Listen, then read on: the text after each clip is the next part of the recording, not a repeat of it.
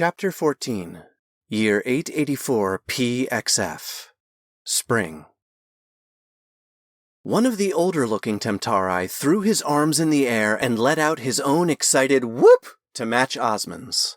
Oh, yeah, right! Can you believe this? The bulky, pale-skinned Melisari youth called out enthusiastically.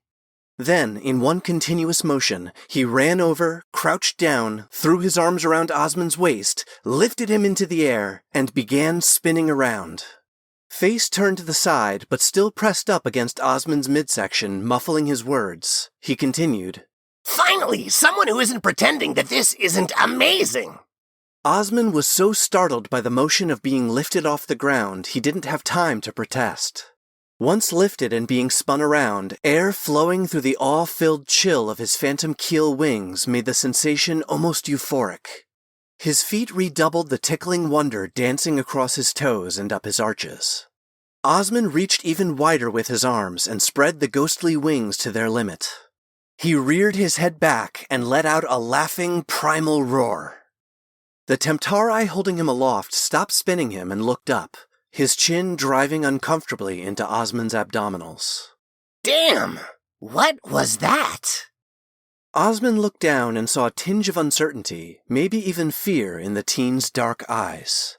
He realized the sound he had just made was not something his Uldani vocal cord should have been able to produce. Osmond replied with the biggest conspiratorial smile he could conjure. Just a trick I picked up. I'll teach you how to do it. The uncertainty in the Temptari's eyes jumped to excitement. He dropped Osmond back onto his feet and said, I'm gonna hold you to that. Now it's my turn, big guy. Throwing his arms out to his sides, mimicking Osmond, he waited for Osmond to lift him into the air. While the two were equally broad of build, Osmond was several inches taller than the gregarious Uldani who had picked him up. Still awash in his excitement and not wanting to be outdone, Osmond squatted low and wrapped his arms around his new companion's calves right at the knees. Osmond stood to his full height, lifting the teen high into the air with surprising ease. As he began to spin in place, Osmond, with the side of his face pressed against his companion's thighs, called up, Okay, let's hear it. Before you roar, you gotta howl. Osmond demonstrated by letting out a very humanoid-sounding Ow! A tentative but enthusiastic Aroo! sounded above him. Osmond began to spin faster and jostle the Temptari he held aloft. Come on, you can do better. Aroo! Echoed out with vigor and conviction from above him. Osmond crouched and set his companion's feet back on the ground. The Temptari was all frothy excitement when they were face to face again. That was incredible! He exclaimed. I'm Yanri, by the way. Who are you? You can call me Osmond, he replied enthusiastically, infected by Yanri's personality and his own emotions. Well, bring it in, Osmond! Give me that face! Yanri reached his hands up to place them on Osmond's face. Osmond almost recoiled out of habit, but he was so caught up in his excitement and Yanri's jubilant demeanor that he lifted his hands. With wide eyes and infectious smiles, the two read and shared their faces with one another. Yanri was all but a blank slate, his face etched with a privileged and carefree, albeit mildly rebellious, adolescence in Melisari. While the sharing wasn't as deep as the one with Alaris, or accompanied by visions of his past like with Wilfred, there was no hiding, nor desire to hide, his scars from Yanri. Osmond watched some of the exuberance drain out of his eyes. The young Uldani lifted his hands off Osmond's face. Oh, man. I'm sorry. The words were as pure and heartfelt as most any Osmond had ever heard from another living Uldani. Thank you, Osmond replied, then added with a questioning smile. We good? Better than good, Yanri replied, then turned back to the audacious grandeur of Luminaria spread before them. Let's go burn bright and live! That's why we're here, yeah? Yanri gave a dismissive glance to all the other Temptari who were willfully ignoring the spectacle the two had made of themselves, and started walking down the massive set of stairs that led to the lagoon below. Yeah! Osmond exclaimed, following in Yanri's wake. However, Yanri's words echoed in his mind. Better than good. How many times had he said those exact words to Talon? A tinge of guilt lodged like a peach pit at the top of his throat.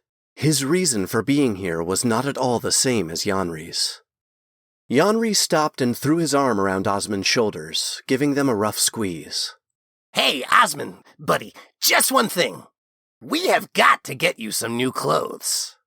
Osmond laughed. You have no idea how badly. The staircase carved through the ironwood trunk, with its many interconnecting landings and platforms, acted more as an open-air amphitheater than its architectural function to transition from the higher elevation of the port down to the lagoon level. As the two descended, Yanri would excitedly point out the young Uldani who gathered in small and large social groups to participate in various activities he recognized. The warm spring morning had drawn out hundreds of these groups, which had settled in almost every cozy nook or preferred area they had claimed their own. Osmond was more amazed by the planters of deciduous trees interspersed along their path than the gathered Temptari.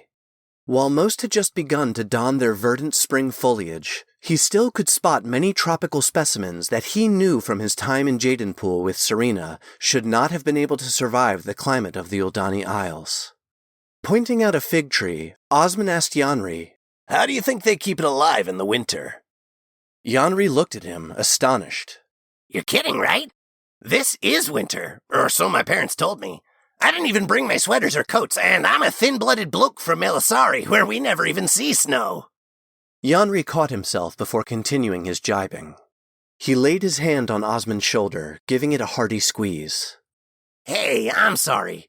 I keep forgetting you were as new here as me, and from... Yanri paused, finding the right words. Different circumstances. He then continued like a versed teacher. The warm air from the volcanoes on the other side of the island keeps this side warm year-round. He then added in a lower voice. At least, that is the official story. Yanri made air quotes with his fingers around the word official. Do I even want to ask? Osmond questioned. Not until we find a spice house, clothes, and food.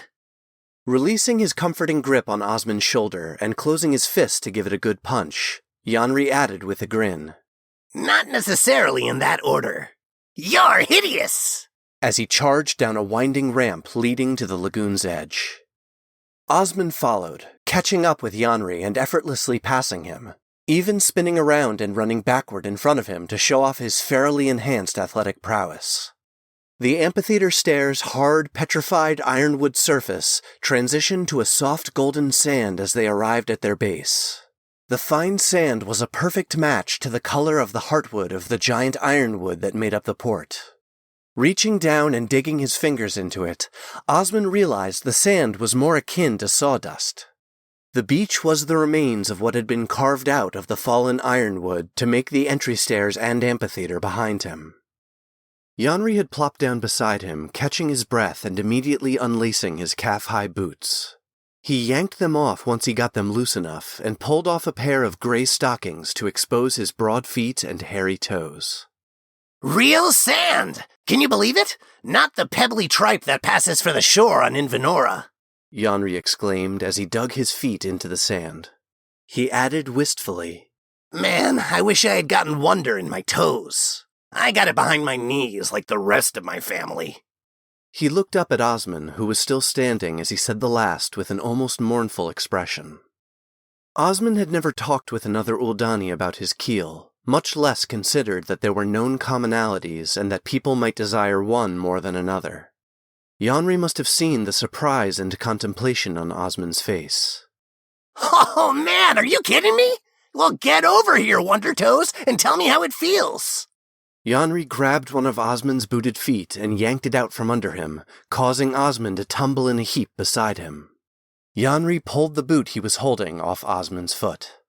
How are your feet not chafed to shreds wearing boots with no socks? Yanri exclaimed in his usual fashion. Are these enchanted? Quick as a mongoose, Yanri grabbed Osmond's other boot and had it off in a wink. For a second, he thought the young Temptari might even intend to try them on or maybe even steal them, but Yanri set them aside. Instead, he grabbed one of Osmond's ankles in each hand and pushed his feet into the sand. Okay, what's your wonder keel feel like? Tell me everything. Yanri looked like an extremely overgrown 10-year-old full to the brim of youthful curiosity as he demanded all the details from Osmond. Well, Osmond stammered. I'm kinda more freaked out than feeling wonder right now. Osmond watched Yanri take stock of the position they both were in. Osmond reclining propped up on his elbows, knees bent in front of him, with Yanri beside him holding his ankles and pressing his feet deep into the sand. Yanri began to laugh, and Osmond couldn't help himself from laughing as well. Yanri released Osmond's ankles as soon as they stopped laughing and caught their breath. He twisted around and put an arm across Osmond's bent knees and placed his head on it like a giant puppy. Yanri then sheepishly explained, I get overexcited sometimes. My parents are older, and I didn't have many friends my age, so I didn't get to have a lot of the experiences other kids had. Osmond ruffled Yanri's auburn hair, which looked like it had been recently cut into its current style of loose waves that hung just below his ears. I understand. Osmond paused and gathered his thoughts. It's a long story. Suffice it to say, until this moment I hadn't thought much about it at all. Now curious, Osmond asked, You feel the keel for wonder in the back of your knees? Yanri sighed forlornly. It sucks. It makes you feel like you can't trust your legs to hold you up. I had a great aunt who fell from hers and broke a hip during the last Hellsparian venting ceremony. In all the great sagas the bards tell, the hero, or the maiden, or the funny sidekick everyone loves feels the keel for wonder in their toes. Yanri focused his dark brown eyes back on Osmond's. And I have always wondered what it actually feels like. Well, sand doesn't inspire much wonder in me. Osmond almost mentioned his time on Jadenpool beaches with Serena, but thought better of it. He continued, motioning with his hands to the diverse and colorful buildings arrayed upon its golden shore. But this absolutely does. Osmond focused on an area a quarter way around the lagoon from where they sat, where a spillover in the root levee allowed water to cascade down into a winding channel lined with mangrove trees. Bright pavilions with painted ironwood walls and vibrant canopies lined the flowing water as people ate and drank on the open patios. Osmond let his eyes travel further around the lagoon, and the wonder of it all began to build in him. Yanri whispered, Tell me when it happens. Osmond had never really paid acute attention to a building keel and had to find the words as it happened. Well, the keel begins as a ring that tickles its way around my big toes. Osmond began almost reverently, trying to mimic Alaris's tone as they told the tale of his father and the Fate Singer, then continued. And then it weaves in and out between my other toes like a wiggling eel. He glanced at Yanri with a bright smile and tried to make his face as expressive as possible. Yanri looked back, fully enraptured with his description. Then it moves up to the arch of my foot, where it builds into a fizzy ball and feels like someone is tickling the skin there with a handful of goose feathers. He added, That part usually makes me have to stifle a giggle. Which he was trying to do now with little success.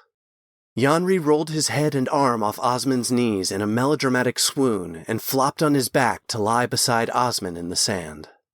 I'm so jealous! It's just like the songs say! Yanri said to the sky, rolling his eyes back and tilting his head to look up at Osmond. You, my friend, are easily impressed. Yanri propped himself up on one elbow and looked at Osmond earnestly. You mean it? That you're easily impressed? Osmond asked. Yeah, I mean it. You were swooning for me talking about, what did you call them? My wonder toes? No, not that, Yanri replied. That we're friends. Osmond quickly dropped his kidding demeanor. Yanri was serious. Osmond recalled his face sharing with Yanri and realized his new friend wasn't a blank slate emotionally, but rather an empty one. He was without any significant connections to anyone, good or bad. Osmond answered sincerely. Yes, of course, we're friends. He added lightheartedly. That also means we're stuck with each other, you know. That works fine with me, Yanri answered with his usual exuberance. Oh, and it's not that you have Wonder Toes. I called you Wonder Toes. Just you wait. I'm gonna make that nickname stick. He then shifted around on the sand and laid his head on Osmond's stomach with unexpected familiarity. Osmond tensed initially, but then relaxed as Yanri began to jabber about his trip here from Melisari. Osmond's loneliness from the night before seemed a distant memory as he savored having a connection with someone of flesh and blood again.